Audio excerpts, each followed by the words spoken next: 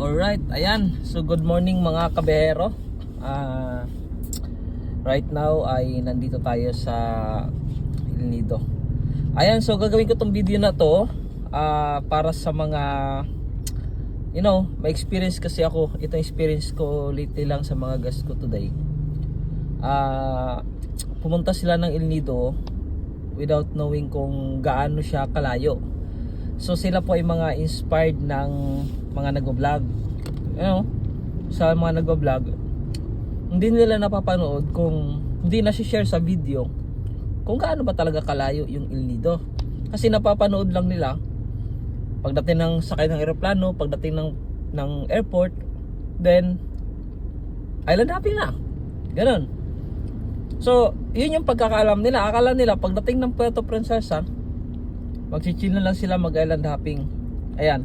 So, para sa kaalaman ng lahat, gaano nga ba talaga kalayo ang El Nido from Puerto Princesa?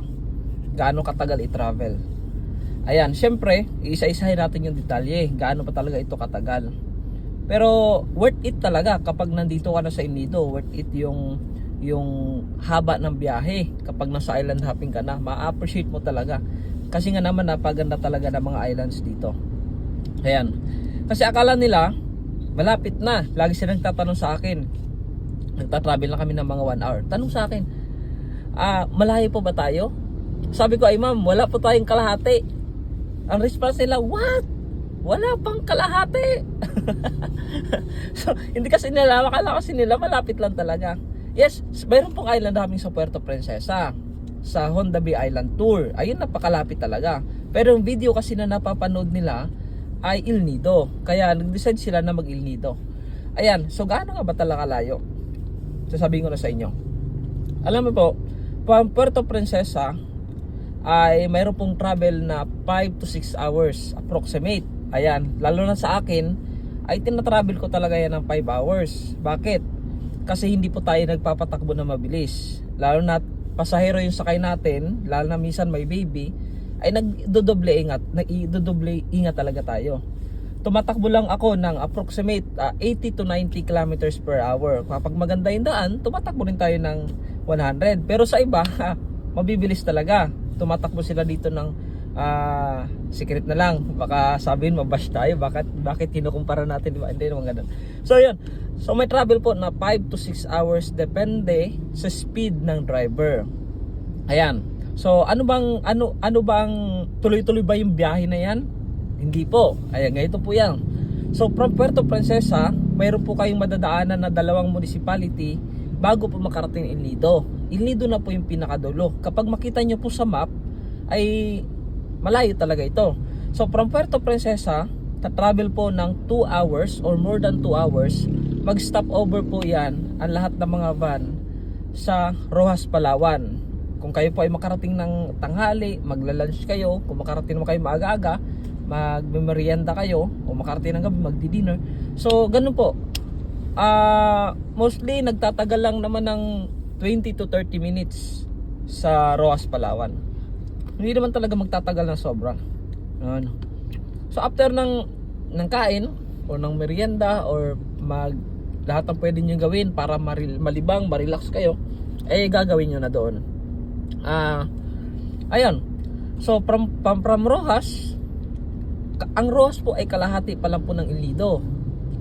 Kalahati ang pa lang po ng El Nido. Yun nga lang, mas mabilis ang takbo from Puerto Princesa to Roxas than Roxas to El Nido. Bakit?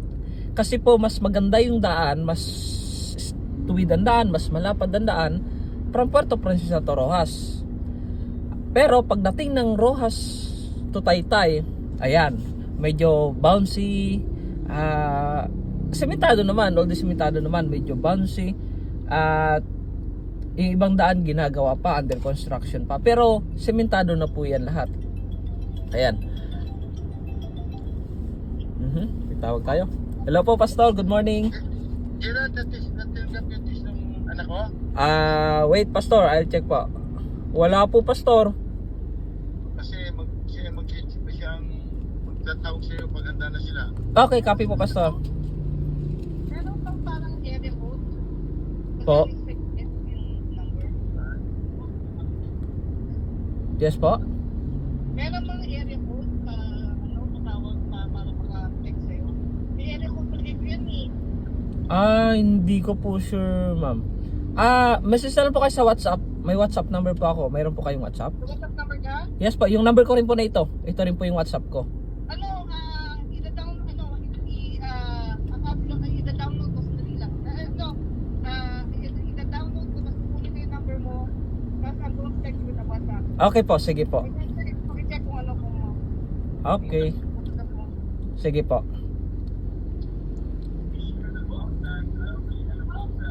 Oh yeah. Okay. Okay po. Okay. Okay po. Ayan. So, pasensya sa interruption. Tumawag kasi si Pastor, yung guest ko po yun. Ayun.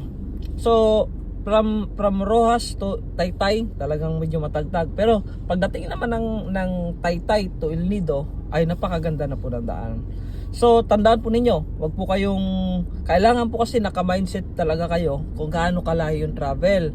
So, marami na kasi akong naisakay na guest na hindi sila naka-mindset. Akala talaga nila malapit lang. Naso-surprise sila. Siyempre, kahit sino naman, di ba?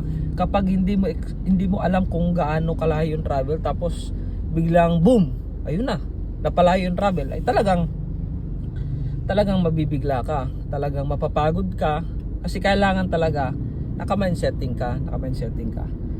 Ayan, kaya sa mga kabiyahero natin na gustong mag-travel ng El Nido, just prepare yourself po para sa travel na ito kasi malayo ito. Pero I will assure you po na talagang mai-enjoy nyo ang travel from Puerto Princesa to El Nido kung ikaw ay mahilig sa adventure, kasi maganda yung daan o maganda yung mga view, and then mas mawawala lahat ng pagod mo sa travel kapag makarating ka na ng El Nido. Okay, so kung gusto mo mag El Nido, don't be shy, just message me sa aking Facebook page, Biyaherong Perlas ng Palawan, and sa aking contact number. You can call me or text. Lagi po tayong ready na sagutin yung inyong mga tanong, at mabibigyan namin kayo ng big discount. Alright, so that's all. Salamat sa inyong panunood. Na waste ko na naman yung ilang oras, minuto ng inyong buhay sa panonood ng aking video. Thank you and God bless you.